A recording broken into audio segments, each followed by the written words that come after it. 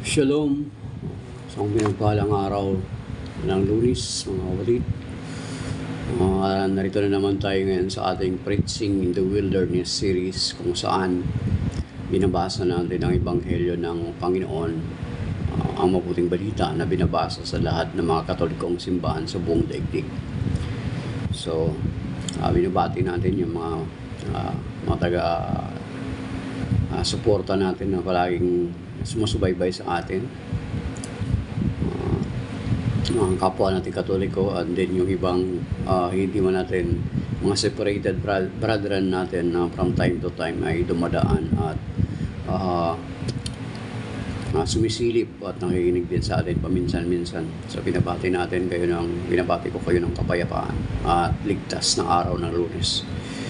So, sa araw na ito ay basahin na po natin ang Ebanghelyo ng Panginoon kasi maiksi na lang yung oras natin. The Gospel of the Lord is taken from the Gospel according to St. Matthew chapter 9 verses 18 to 26. Glory to you, Lord. While he was saying these things to them, an official came forward, knelt down before him, and said, "My daughter has just died, but come, lay your hand on her, and she will live." Jesus rose and followed him, and so did his disciples. A woman suffering hemorrhages for 12 years came up behind him and touched the tassel of his cloak. She said to herself, "If only I can touch his cloak, I shall be cured." Jesus turned around and saw her and said, "Courage, daughter, your faith has saved you." And from that hour the woman was cured. When Jesus arrived at the official's house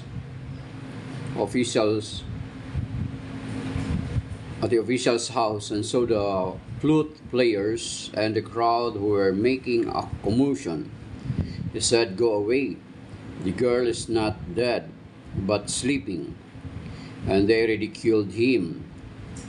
When the crowd was put out, he came and took her by the hand, and the little girl arose. And the news of this spread throughout all that land. The Gospel of the Lord. Praise to you, Lord Jesus Christ. Ayan.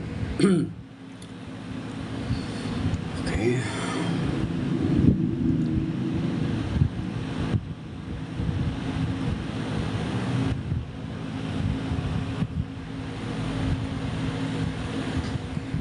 So, ayan. Yan po ang Ebanghelyo ng Panginoon, mga kapatid. So, kung titingnan natin ay sa isang tagpo na ito ay dalawang pagpinagaling ng Panginoon.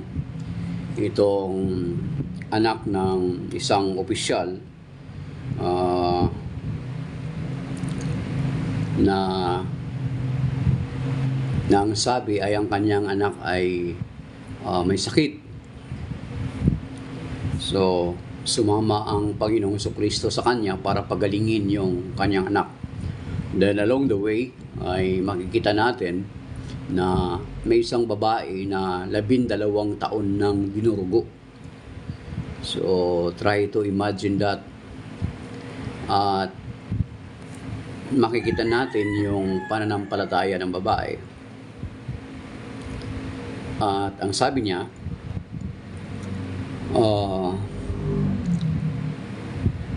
verse 21, Matthew chapter 9, verse 21, she said to herself, "If only I can touch his cloak, I shall be cured." So, yun yung a faith statement or declaration ng mismong babae sa kanyang sarili. Na kapag mahipo niya lang ang laylayan ng Panginoon, siya ay gagaling. Sapagkat alam natin na everything that is part of our Lord Jesus Christ can bring healing.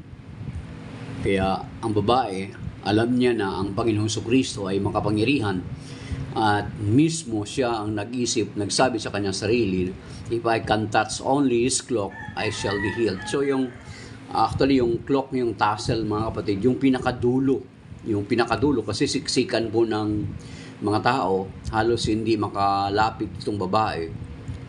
At the same time, supposed to be, ay bawal ito sa mga kaugalian ng Hudyo, na kapag ikaw ay dinurugo, dapat ikaw ay hindi nakikisalamuha sa mga tao. Pero itong babae nito, he has no choice. Maaring lahat na ng paraan ay kanya nang ginawa, ngunit he failed for that 12 years na dinurugo siya. So bagamat bawal at alam niya na bawal, yet he go against such rules. Ang sabi niya na mahipo lang niya yung tassel of the garment of the Lord. So yung tassel na yan mga kapatid ay pinakadulo daw part ng ng damit ng isang tao. Pinakadulo, nilayan. So naniniwala ang babae na kahit dulo lang ng laylayan ng Panginoon ang kanyang mahipo, siya ay gagaling. At indeed, nung hinipo niya ito ng may pananampalataya, ay gumaling na siya. Naramdaman niya na gumaling siya. And the Lord Jesus Christ Himself, naramdaman ng Panginoon that there is power that flows from Him na because of that faith of a woman. So, for us to be healed, mga kapatid, for us to be delivered from something that is not of God, is we need talaga kinakailangan talaga natin ng pananampalataya sa ating Panginoong Kristo. At makikita natin, ang sabi ng Panginoon, sabi niya, your faith has saved you. Yung pananampalataya mo ang nagligtas sa iyo. So, naligtas siya doon sa 12 years na pagdurugo. Try to imagine, mga kapatid. Baka lahat na ng means, di ba? Ganun naman talaga tayong tao. Hanggat kaya natin na gawin ang paraan natin, in our own way, in our own capacity, gawin natin. Most of the time, ay panghuli na lang ang Panginoon. Kasi alam natin na kapag lumapit tayo sa Panginoon, the Lord is requiring us to something. Hindi ba? So, i-require tayo ng Panginoon. Sabi niya, in many part of the scripture, may sinasabi ang Panginoon na pagkatapos gumaling, isasabihin niya, humayo ka at huwag nang magkasala muli, baka may mas masahol pang mangyayari sa iyo. Di ba? Kasi kaya that is why many of us, okay, hanapin natin mga kapatid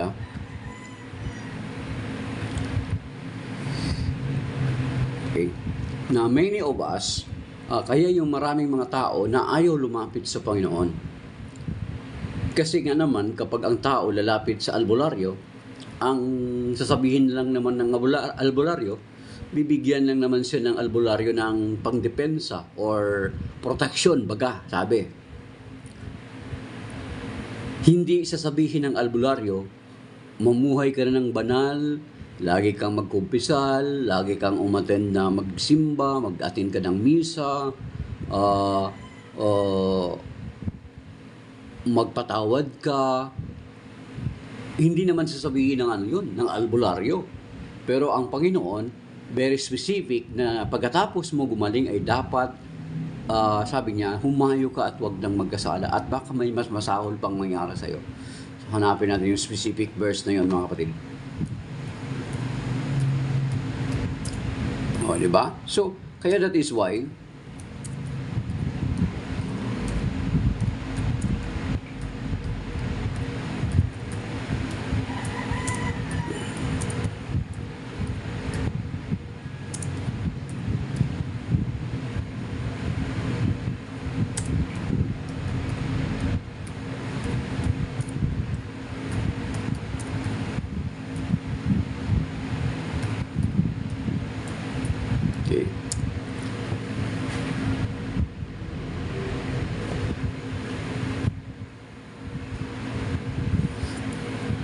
that is why maraming mga tao na ipahuli na lang talaga ang Panginoon. lahat ng paraan na gawin ng tao, doktor, gamot, albularyo, kasi ayaw lumapit sa Panginoon kasi nga yung requirements ng Panginoon iba. Di ba, kapag lalapit ka sa doktor, may require sa yung doktor. O inumin mo to 3 times a day. O huwag ka nang uminom. Di ba, yung doktor. Huwag ka nang uminom ng sobra-sobra. O huwag ka nang kumain ng bawal. Yun yung require. Pero the Lord Jesus Christ, kapag lumapit ka sa Kanya, sabi niya, ay i-require ka na huwag nang magkasala muli at baka may mas masahol pang mangyari sa'yo. Di ba mga kapatid? Yun yung sinasabi ng Panginoon. Okay.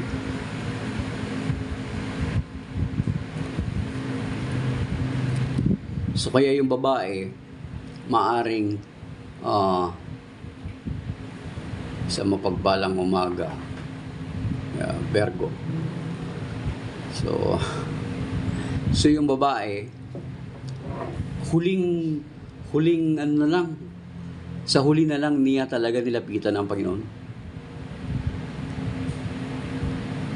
Kasi yun nga ang sinasabi natin, na many of us, hanggat maaari, ay huli na lang talaga ang Panginoon. Lahat ng paraan gagawin natin para lang gumaling.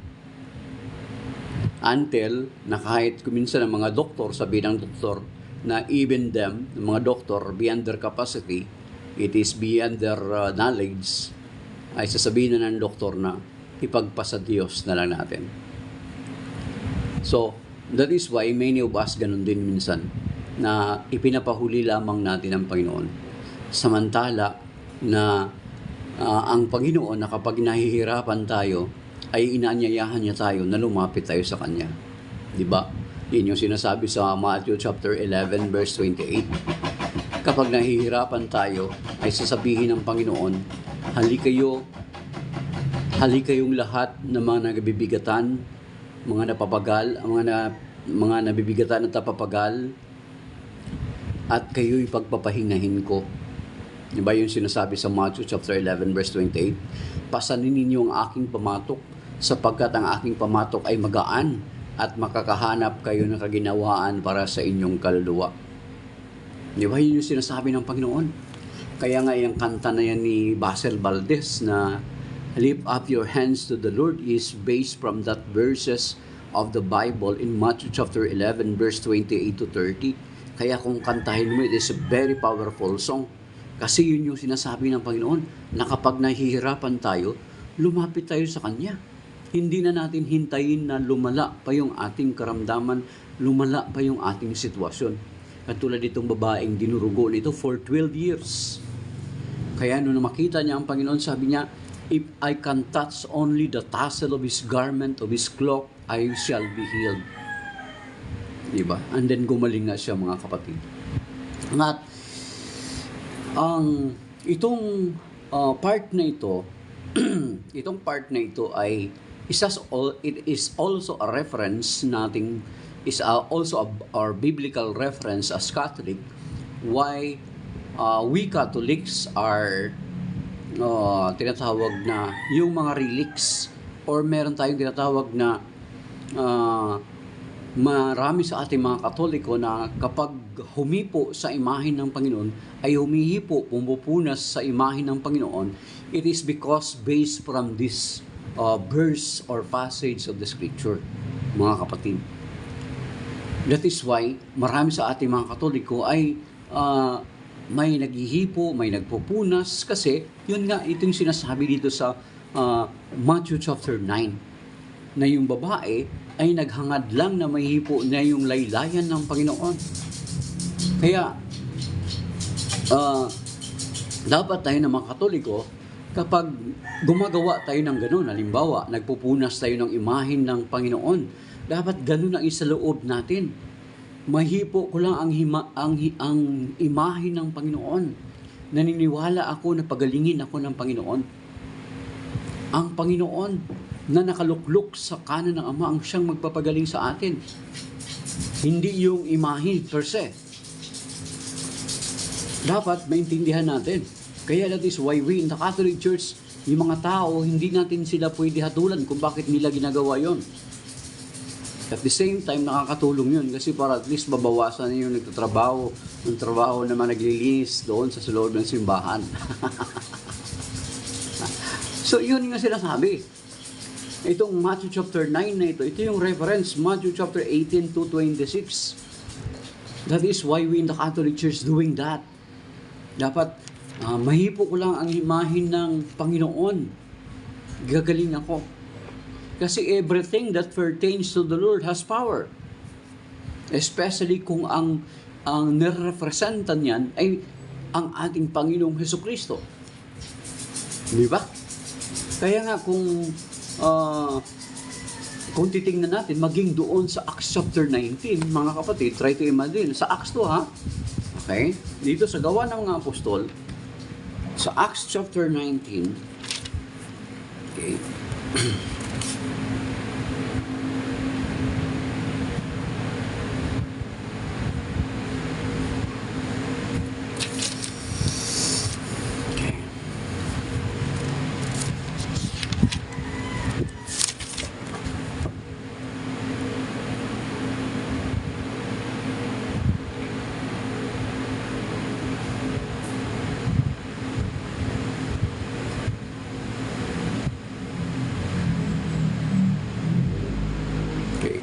dito sa Acts chapter 19 verse 11, ito sabi mga kapatid, so extraordinary were the mighty deeds God accomplished at the hands of Paul, that when face clothes, panyo, or aprons that touched his skin were applied to the sick, their diseases left them, and the evil spirits came out of them. So you see, na yung mga panyo na pinunas galing kay Saint Paul, pero mo, si Saint Paul buhay pa, pero because of his holiness, because of the merits of his service, yung mga bagay na nakadaiti sa kanya, pinapadala sa mga may sakit, nagkaroon ng kagalingan ang mga may sakit. So, ganun. That is why we in the Catholic Church, naniniwala tayo na makahipo tayo sa mga banal na imahen, mga images that pertains to the Lord. Kay San Pablo nga, buhay pa si San Pablo eh. Yung mga panyo na pinupunas sa kanya, nagkaroon may dumadaloy na kapangyarihan. That is why we in the Catholic Church believe na ang mga bagay na patungkol sa Diyos, patungkol sa mga lingkod ng Diyos, na nakatalaga sa lingkod ng Diyos, ay there is a power that flows from it, mga kapatid. You see? Isa pa, mga kapatid. Why we believe in mga relics, mga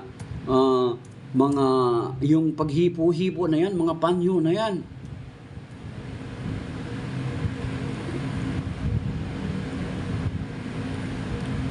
Si Kawikaan 15.3 na miyembro ni Eli Soriano, ang simbahan niya, tatag ni Soriano, ay natural, iba ang kanilang pananaw.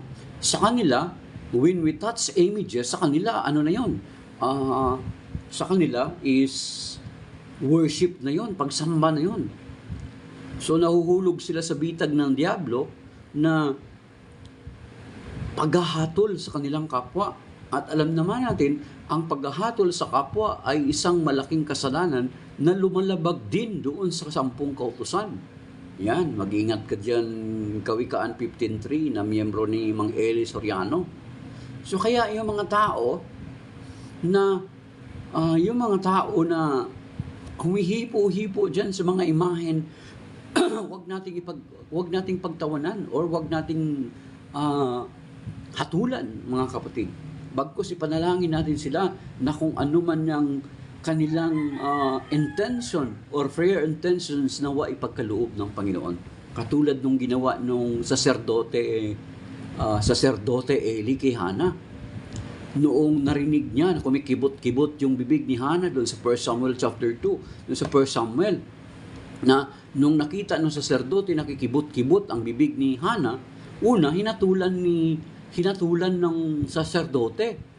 Si Hannah, akala niya lasing. Pinauwi niya si Hannah. Sabi niya, umuwi ka na, umaga pa, lasing ka na. Ano sabi ni Hannah? Hindi po ako lasing. Naglalabas lamang ako ng sama ng loob sa Panginoon. Yan. Parang kagatulad ni Kawikaan 15:3 na miyembro ni Eli Soriano, kapag nakita niya mga Katoliko na pumupunas sa mga imahin, ay ang hatol niya is pagsamba na kaagad sa Diyos-Diyosan. Yun yung kanilang pag-interpret.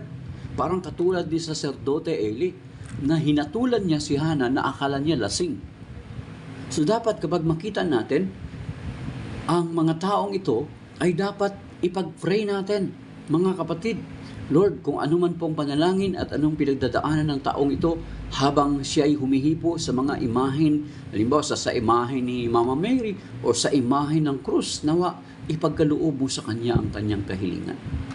Ito mga kapatid, sa 2 King chapter 13 verse 19, alam niyo kung bakit may relics tayo, bakit tayo sa atin sa Catholic Church ay humihipo tayo man ng mga religious images? Kasi alam niyo, there is sa mga taong banal, lahat ng mga bagay na may kaugnayan sa kanila ay may dumadaloy na biyaya mula sa Panginoon. May dumadaloy na biyaya mula sa Panginoon. Kasi ang itong mga lingkod ng Panginoon, they are like channels. Kumbaga parang alulod ba? Daanan sila ng biyaya. Kaya kung titingnan natin sa 2 Kings chapter 13 verse 19, isang beses na may mga taong maglilibing ng kanilang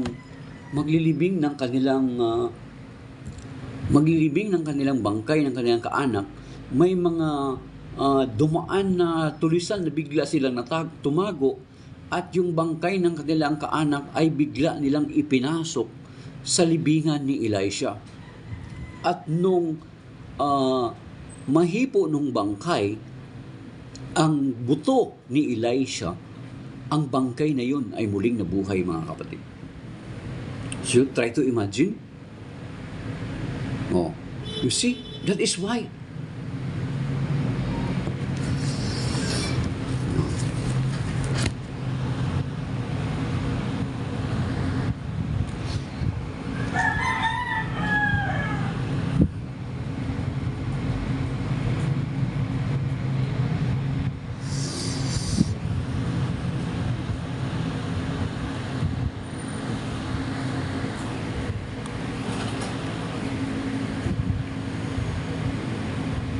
Ayan, mga kapatid.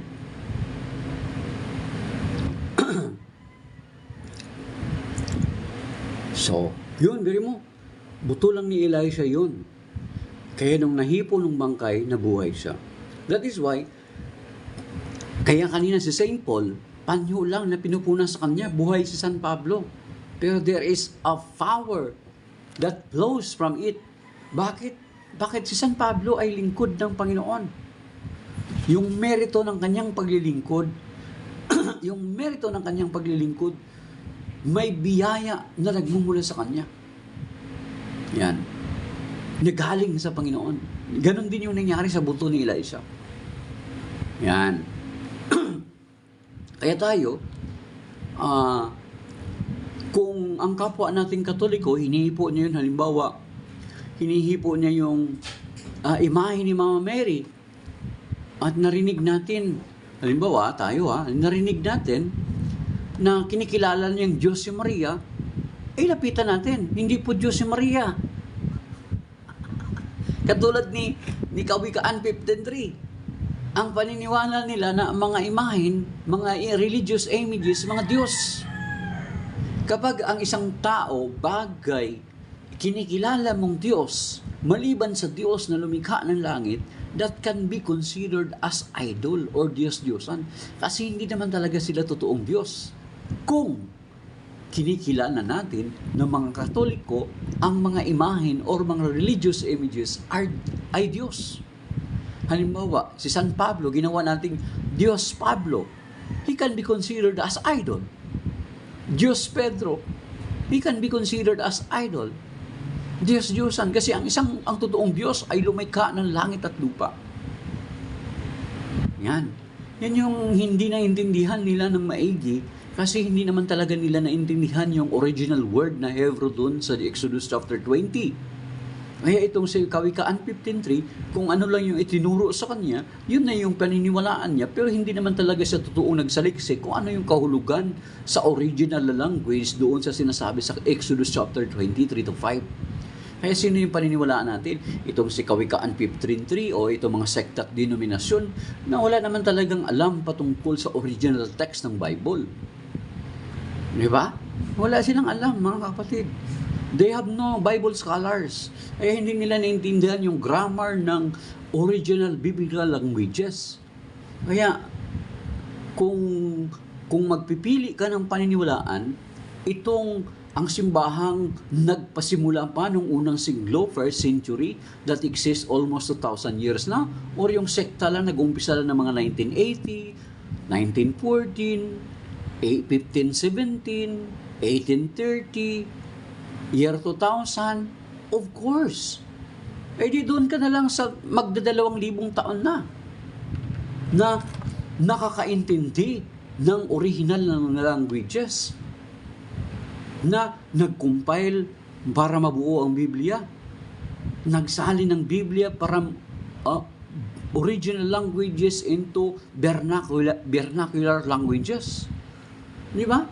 Eh itong mga sekta at denominasyon na ito, katulad ni Kawikaan 15.3 na miyembro ni Eli Soriano, tuligsa lang siya ng tuligsa, sila nga, wala sila sariling saling Biblia. Talo pa sila ng Jehovah's Witnesses, kahit pa paano, Jehovah's Witnesses ay mayroon tinatawag na New World Translation. Diba? They dare to translate the Bible, New World Translation, Jehovah's Witnesses. Eh, itong kay Mang Eli Soriano, wala nga eh. Kay Mang Felix, wala. You see? Tapos, yan yung paniniwalaan nating mga tao. Yan, mga kapatid. Okay? So, yun ang nabanggit natin na reference kanina, na itong part na ito ng gospel, ng gospel, Matthew chapter 18, verse 26, ito yung reference natin why we in the Catholic Church uses mga relics.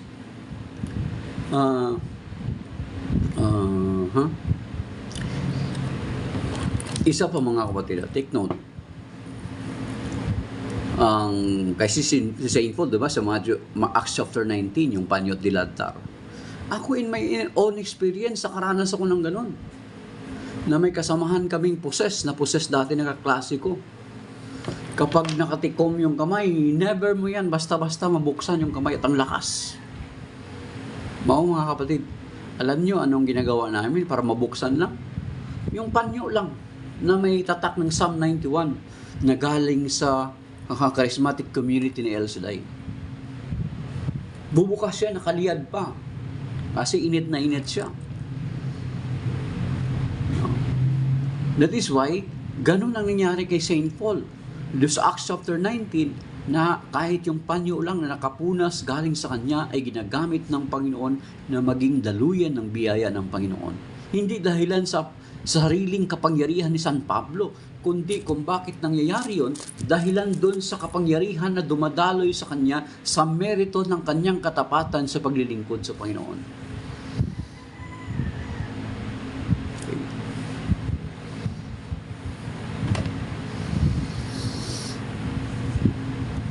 Sabi niya na, Mindoro Newby Angler. Alam mo, kung nagbabasa ka ng Biblia, kung nabasa mo ng buong Biblia, Mindoro Newby Angler, at hindi ka lang sinusubuan ng ministro, you can read it and you will understand it. Pero kung sinusubuan ka lang ng ministro mo na para kang sanggol until now, hindi ka talaga nagbabasa ng Biblia ng sarili mo ng may malayang kaisipan, hindi manipulated, talagang hindi mo tatanggapin yun. Hindi, yun yung sagot ko. Sagot ko sa iyo, Mindoro Newby Angler.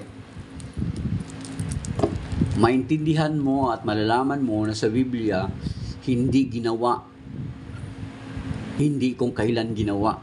Basahin mo yung Biblia. Actually, binasa na yan ng ministro mo. Isaiah chapter 9 verse 6. Binasa na yan ng ministro mo sa TV.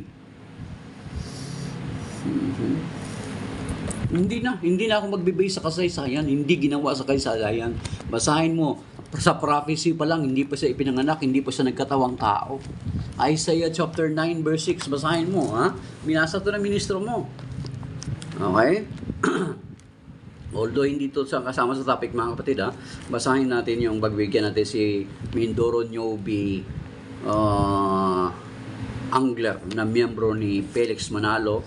Ang kanyang sekta, mga kapatid, ay tinatag ni Mang Felix sa Punta Santa Ana ng July 27, 1914. At ito sa prophecy pa lang. Okay. Sa prophecy pa lang, mga kapatid, ito na. Okay. Sapagkat ipanganak ang isang sanggol na lalaki at siya ang mamamahala sa atin. Siya ang kahanga-hangang tagapayo, ang makapangyarihang Diyos, walang hanggang Ama, ang prinsipe ng kapayapaan. So, sa prophecy pa lang, angler. Kaya ka magbasa ka ng Biblia. Huwag mo lang ipakita sa ministro mo. Ayan. Hindi masagot, hindi nga ginawa eh. Sa kasaysayan eh. Nasa Biblia na yan. Ang Biblia, basahin mo. Nabuo ang kabuuan ng Biblia ng 4th century. Isa prophecy pa lang 700 years before the birth of our Lord Jesus Christ. He was also already mentioned that He was God. Diba sa Biblia din, sa John chapter 8 verse 58, kasama ng verse 40 na pinanghahawakan nyo, before Abraham was, I am. At kung nagbabasa ka ng Biblia, maintindihan mo kung ano yung I am. Okay? Kaya, sino paniniwalaan mo yung... Kung ako paniniwalaan, kung ako Katoliko na naggumagamit ng utak, sigurado ka Katoliko ka rin dati eh. Katoliko rin yung angkan mo. Sino paniniwalaan mo? Si Mang Felix, nagpakilalang anghel base doon sa Revelation 7? O ang Catholic Church that exists for almost 2,000 years ago now? May mga Bible scholar kami. Kayo, may mga Bible scholar ba kayo? Wala eh. Nakikigamit lang kayo, gamit ng iba't ibang salin to justify your belief. So yun, mga kapatid. Wala na, panis na yung kung babalik ka sa Katoliko, bumalik ka. Ang bahala na sa iyong Panginoon kung babalik ka o hindi. Kasi kapag hindi ka babalik, hindi ka maliligtas dyan sa iglesia mo. Kasi ang iglesia mo, kung tao lang ang Kristo na kinikilala mo, never ka maliligtas niyan.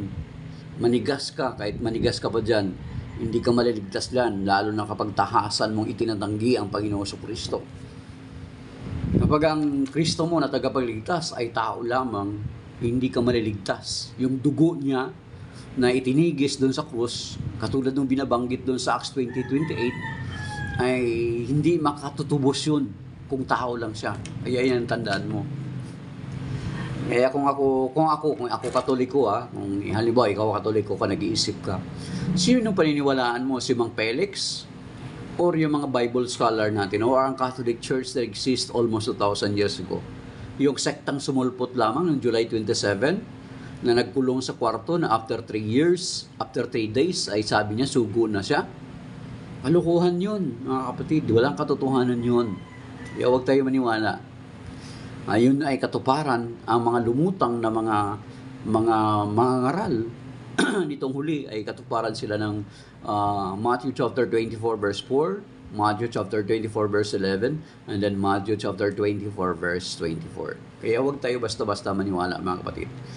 Baka mabudol tayo, kawawa yung ating kaligtasan. Kung ang Kristo na ipapakilala mo sa akin ay tao lang, ay hindi ako maniniwala sa Kanya, hindi ako maliligtas ng dugo niya. Okay? Kaya huwag kayo maniwala, mga kapatid. Okay.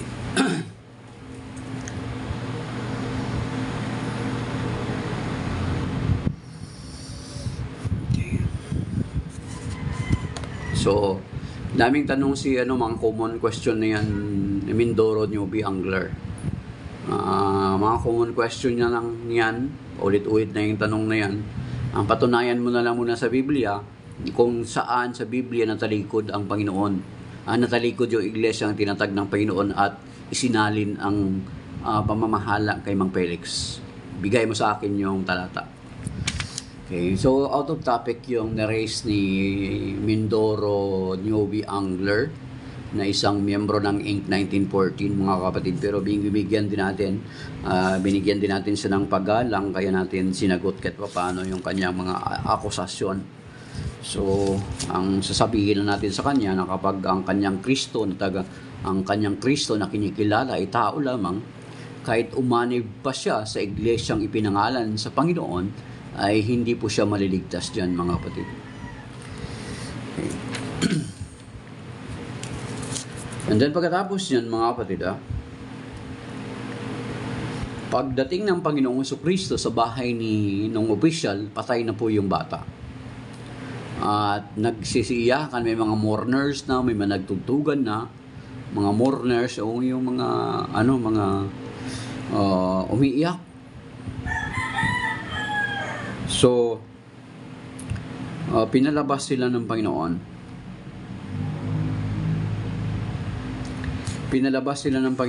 At pagkatapos nun ay sinabi ng Panginoon, itong bata, sabi niya,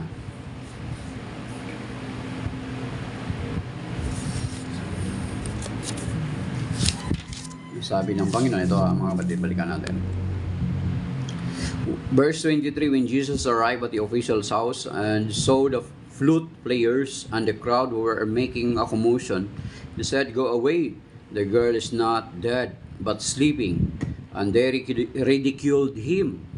When the crowd was put out, he came and took her by the hand, and the little girl arose. And the news of this spread throughout all that land. So, itong bata ay patay na, pero ang sabi ng Panginoon ng bata ay natutulog lamang. Diba? So, pinapatunayan lamang na ang Panginoon ay sinasabi niya nga sa John chapter 11 verse 25, sabi niya, I am the resurrection and the life, mga kapatid. I am the resurrection and the life. So, makita natin na pinatutunayan na ang Panginoong Jesucristo, siya yung resurrection and the life. At makikita natin na kahit makita natin doon sa John chapter 11, na kung saan doon din ay muli niyang binuhay si Lazaro, di ba? Bago niya pinuntahan si Lazaro para buhayin, may sakit, nabalitaan niya na may sakit si Lazaro, hinintay pa muna yung 4 na araw. So nakalibing na si Lazaro, napuluputan na ng kayong lino doon sa John chapter 11, ay nung tinawag ng Panginoon si Lazaro, ay lumabas si Lazaro. So, okay. Saing ka nagtanong lahat ng tanong mo, Bible ang sasagot, hindi kuro-kuro. Hindi nga yung sabi ni Mindoro Newbie Angler na member ng Inc. 1914, tatag ni Mang Felix sa Punta Santa Ana. Biblia ang sasagot, puro kalimitan mo, out of context yung sagot nyo. Okay? Sige nga, sagutin mo ako kung Biblia ang sasagot. Kasi member ka ng Inc. Ilang taon ka ng member, dapat alam mo to. Sige nga. Okay? Saan sa Biblia, total member ka na, matagal ka na member ng Inc. 1914, saan sa Biblia sinasabi na natalikod yung iglesyang itinatag ng Panginoon at ito'y isinalin kay Mang Felix? Saan? Kahit sa Old Testament, mag-quote ka ng from Old Testament at saka sa New Testament. Sige nga. Hindi, tinatanong kita. Ako nagtatanong din. Bakit ikaw lang ba magtanong? May magtatanong, pwede ba yon? Tanong ka lang ng tanong, hindi ka pwede matanong. You see? Matagal ka ng miyembro ng Inc., hindi mo yan masagot. Tapos sabihin mo, bakit naging Diyos si Kalungsod? Di ba? Halatang wala ka talagang alam.